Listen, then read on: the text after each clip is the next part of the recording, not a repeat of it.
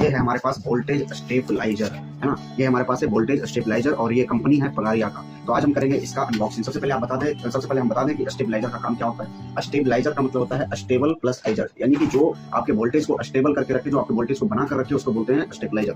तो जैसे मान लीजिए कि कभी कभी हमारे घर में क्या होता है कि वोल्टेज बहुत लो होता है या बहुत हाई हो जाता है, तो उस स्थिति में हम क्या करते हैं कि हमको वोल्टेज स्टेबलाइजर की जरूरत पड़ती है, क्योंकि हो सकता है कि हमारे घर में जो अप्लायंसेस है वो खराब भी हो सकते हैं। जैसे मान लिया टीवी जो है उसके लिए जितना वोल्टेज चाहिए आपको, जितना उसके लिए सप्लाई चाहिए, अगर उससे ज्यादा हो रहा है तो क्या हो जाएगा, उड़ जाएगा, खराब हो जाएगा, उसके जो अंदर के जो पार्ट्स हैं वो खराब हो जाएंगे। तो उसी तरीके से अगर हमको अपने घर में, अगर आपके घर में भी बिजली मान लीजिए कभी लो वोल्टेज में आती है, कभी हाई वोल्टेज में आती है, तो आप बिल्कुल इस स्टेबलाइजर का यूज कर सकते हैं। और इसका नाम है Pagaria the power solutions voltage stabiliser. तो आज हम करेंगे इसका अनबॉक्सिंग। तो चलिए खुला है, कैमरा में थोड़ा दिखा दिया जाए इसके अंदर का नजारा। ये देखिए, ये हमारे पास पगारिया का स्टेबलाइजर है और इसके फीचर्स के बारे में हम आपको बताएंगे। तो ये है हमारा स्टेबलाइजर और मैं कर रहा हूँ इसका अनबॉक्सिंग।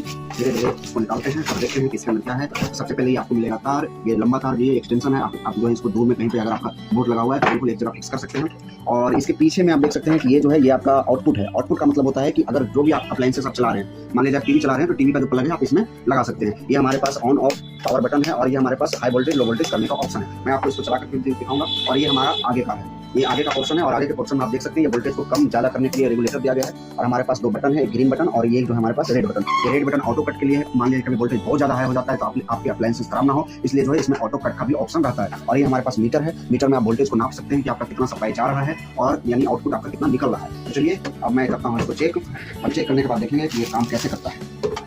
ये हमारे पास है तार और मैं लगा देता हूँ इसमें। और देखिए ये हमारा जो है ऑलरेडी चालू था, ये बटन है हमारा पावर ऑन ऑफ का, मैं यहाँ से ऑन ऑफ कर सकता हूँ।